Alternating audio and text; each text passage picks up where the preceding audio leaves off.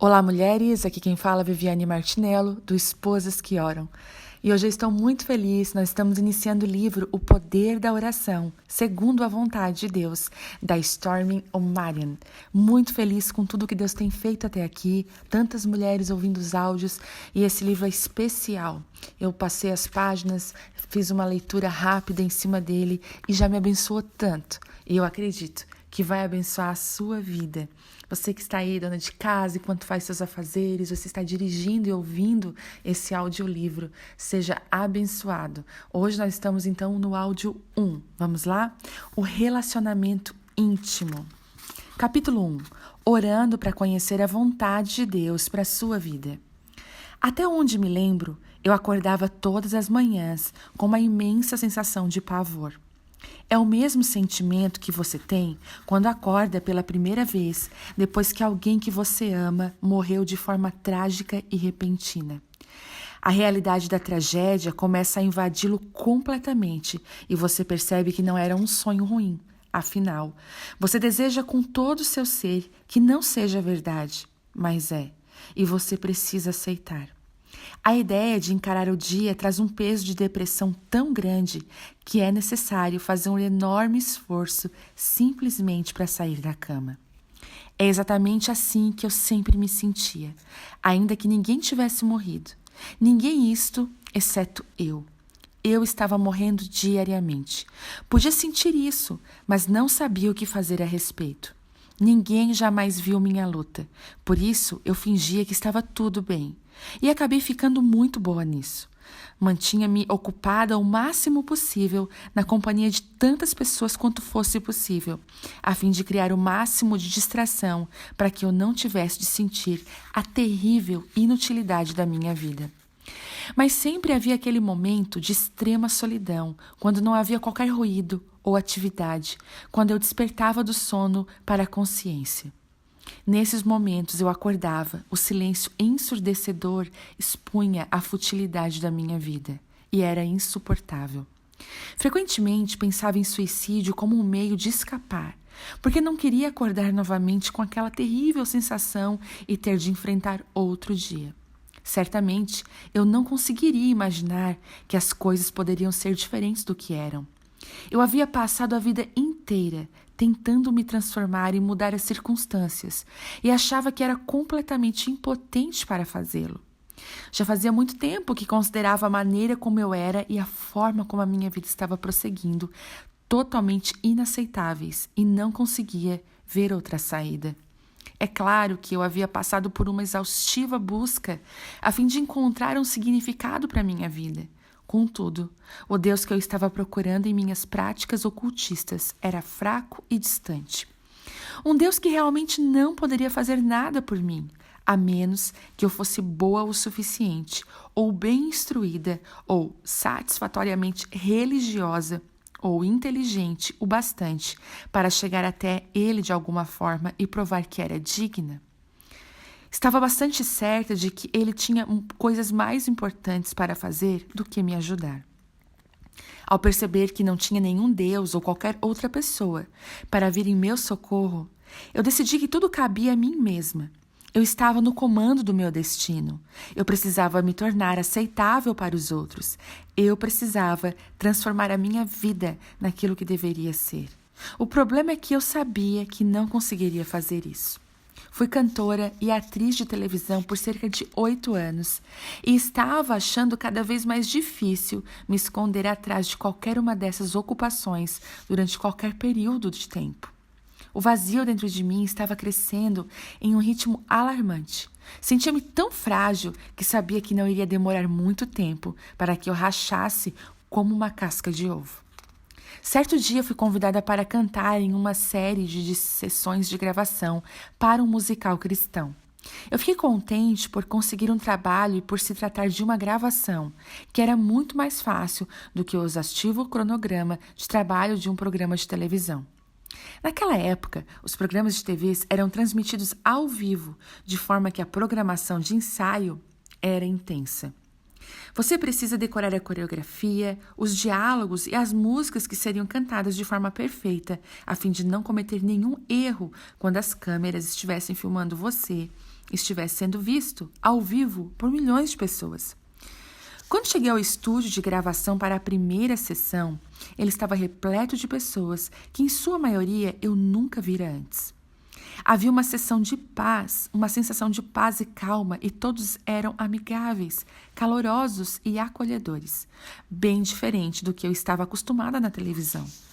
Meu espírito começou a se elevar imediatamente.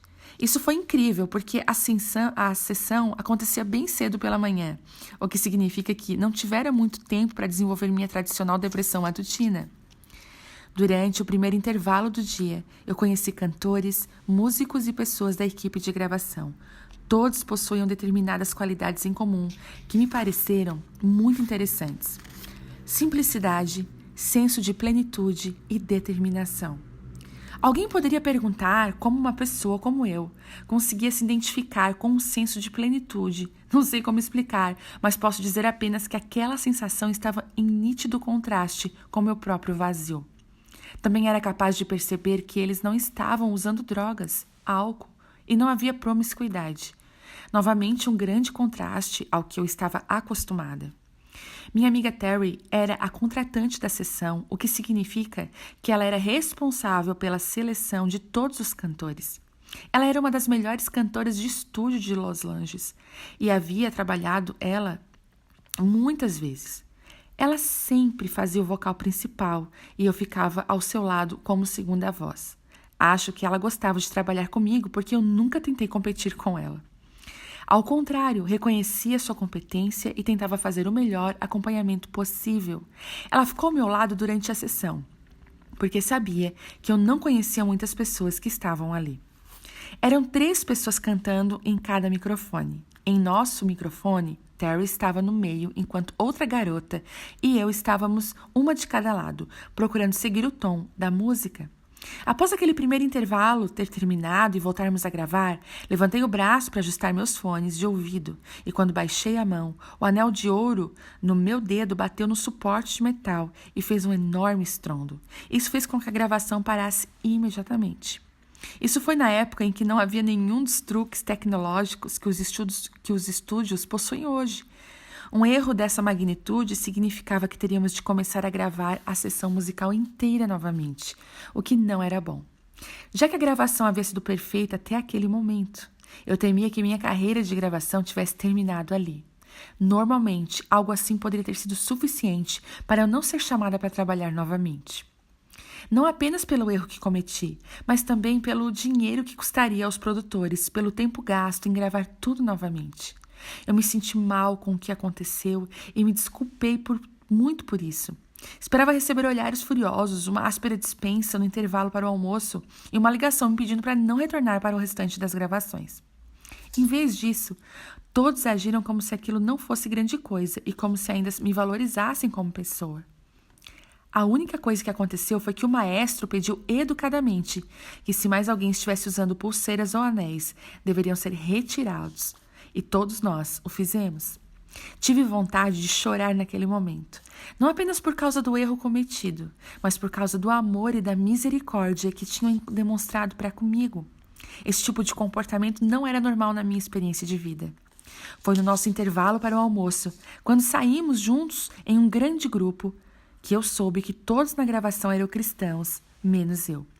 Todos eles falaram sobre o futuro e pude deduzir que o futuro de alguns era ainda mais precário do que o meu parecia ser. No entanto, nenhum deles temia o futuro como eu temia. Eu tinha medo de não ter futuro. Eles, ao contrário, sabiam que tinham um porque entendiam que Deus tinha um plano para suas vidas. Eles disseram que desde que andassem dentro da vontade de Deus, o seu futuro estava seguro em suas mãos. Eu nunca ouvira falar de uma coisa assim. Obviamente, seu Deus era diferente dos deuses que eu estava buscando. Era um Deus pessoal e sensível, que tinha um plano para a minha vida e para a vida de cada pessoa. Eu não disse nada sobre a minha situação, porque não queria revelar que não era cristã e talvez constranger Terry. Ela já sabia que eu não era cristã, mas não acho que os outros soubessem. Agora, olhando para trás, tenho certeza de que todos sabiam. Provavelmente, eles estavam tão conscientes do meu vazio quanto eu estava consciente da plenitude que havia em suas vidas. A cada dia de gravações, eu me via cada vez mais atraída pelo senso de propósito que essas pessoas tinham a respeito da vida. Eu queria muito isso, mas não sabia como poderia sequer me aproximar dessa realidade. Eu tinha certeza de que alguém que tivesse alcançado essa realidade provavelmente deveria ter nascido sob uma estrela diferente da minha. No entanto, eu não conseguia tirar a ideia da vontade de Deus na minha mente. Será que Deus tem um plano para a minha vida? Eu pensava comigo mesma, isso significa que eu não teria de fazer a vida acontecer. Mas se o plano dele para mim é ser uma missionária na Sibéria, a morte seria melhor. Como faço para descobrir qual o plano de Deus para mim? Pensei sobre isso durante os dias de gravações que se seguiram. Tentei aprender mais com cada um dos cantores nos intervalos para o almoço, sem deixá-los saber por que eu estava interessada. Eu não queria ninguém me pressionando para ter uma vida com propósito. Além disso, eu já estava acostumada a ser infeliz e era mais cômodo ficar como que eu já conhecia. Após a última gravação do último dia, quando estava no meu carro a caminho de casa, orei para aquele Deus deles, sem saber se ele poderia me ouvir. Deus, se tu tens uma vontade para minha vida, disse eu preciso saber qual é e o que fazer sobre isso. Não houve nenhuma resposta. Conforme eu suspeitava, aquele Deus provavelmente nunca iria ouvir alguém como eu. Continuei com a minha vida, como era, avançando em direção ao fundo em um ritmo sempre crescente. E ao longo dos meses seguintes, muitas coisas aconteceram e uma delas mudou minha vida para sempre. Eu conheci o Deus do qual Terry e seus amigos tinham falado. A oração simples que eu fizera no carro a um Deus que nem conhecia foi respondida. Isso foi há 31 anos, e agora eu sei que a vontade de Deus não é uma coisa misteriosa, que apenas algumas pessoas escolhidas podem compreender. Ela está disponível para cada um de nós, mas precisamos dar os passos necessários para encontrá-la. Os passos são simples, mas muitas vezes, por essa razão, não nos damos ao trabalho de segui-los. No entanto, nós temos de segui-los porque nunca poderemos ser felizes até que entendamos a vontade de Deus para a nossa vida e estejamos vivendo-a. Enquanto não vivermos a vontade de Deus, estaremos destinados a ter uma vida insatisfatória e incompleta. Saber que Deus tem um plano para você lhe dá um senso de propósito como nada mais é capaz de fazer. Isso simplifica tudo, porque você não precisa descobrir tudo e fazer tudo acontecer. Precisa apenas olhar para o Senhor, sabendo que Ele tem tudo planejado e Ele vai fazer tudo acontecer.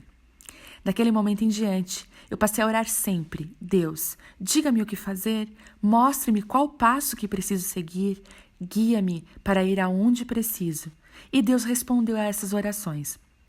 Ele falou ao meu coração dizendo: basta estar na minha presença e eu vou fazer as coisas acontecerem do jeito que devem ser. Nos meses e anos seguintes, aprendi que a vida poderia ser muito mais simples do que jamais sonhei. Não importava qual era a minha situação no momento, tudo o que eu precisava era dar um próximo passo que o Senhor estava me mostrando. Quando fiz isso, comecei a viver uma maneira sólida de viver e eu poderia explicar para outras pessoas. Eu poderia dizer: é só seguir esses passos, desde que você esteja andando com Deus e vivendo a sua maneira. Não é provável que você saia do caminho. E se por acaso sair, Ele irá trazê-lo de volta novamente, porque você tem ouvido a voz de Deus e irá sentir em seu coração quando violar uma das suas diretrizes.